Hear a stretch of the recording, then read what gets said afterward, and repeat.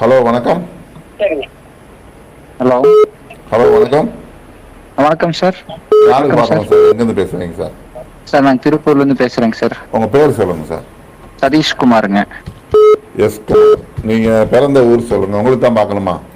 ஆமாங்க சார். பிறந்த ஊர் சார்? திருப்பூருங்க.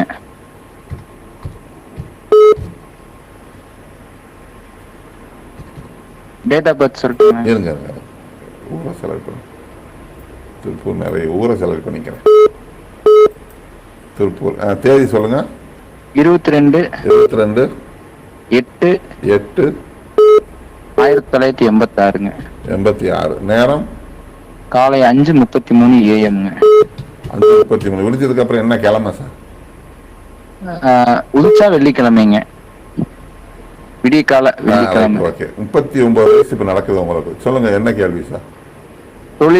தொழில் வருமானம் கம்மியா இருக்கு. சரிங்க சார்.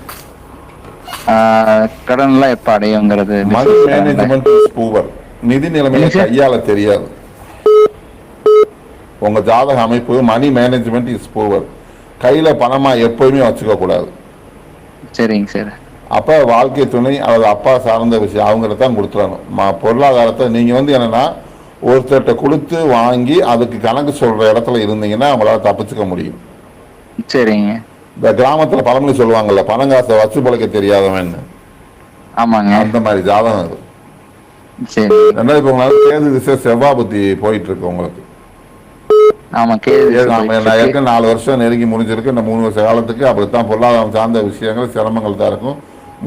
பெரும்பணம் நகநட்டு சார்ந்த விஷயங்களை கவனமா முடிவெடுக்கணும். சரிங்க. பொருளாதார விஷயங்களை நிதி நிலைமை சார்ந்த விஷயங்களை உங்க கையில இல்லாம நீங்க அதே பொறுப்பா கொடுத்து பாத்துக்கோங்க. நம்ம கையாண்டா வராது. கண்டிப்பா வராது. சரிங்க. அது எப்ப சரியா வச்சுக்கூடாது. ஏடிஎம் கார்டு வச்சுக்கலாம், இல்லாட்டி ஜிபே வச்சுக்கலாம். ஜிபே கூட உங்க அக்கௌண்ட்ல வச்சுக்கலாம். சரிங்க.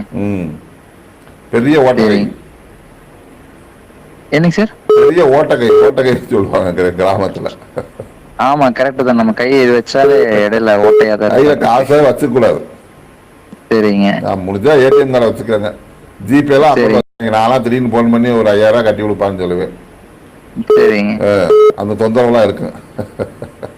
சரி சரிங்க. இது எப்ப சரியாங்க சார்? இதுக்கு ஏதாவது பரிகாரம் ஏதாவது இருக்குங்க? பரிகாரம்னா ஜோசியருக்கு ஒரு 50,000 கட்டி விடுங்க. சரி. நீங்க நம்ம மாறிக்கிறதா சார் பரிகாரம். ஓகே ஓகேங்க. சரி இது போங்க. நம்ம நீங்க எந்த ஊர் சொன்னீங்க? திருப்பூருங்க. மாசாணி அம்மன் பௌர்ணமி போய் பார்த்துட்டு வாங்க. நல்ல மாற்றம். பௌர்ணமிக்குங்களா?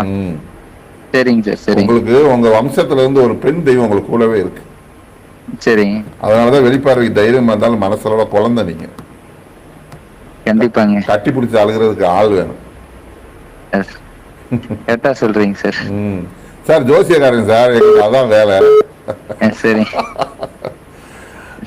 பௌர்ணமி மாசாணி அம்மனை பார்த்துட்டு வாங்க. நல்ல மாற்றம் உண்டாகும். சரிங்களா?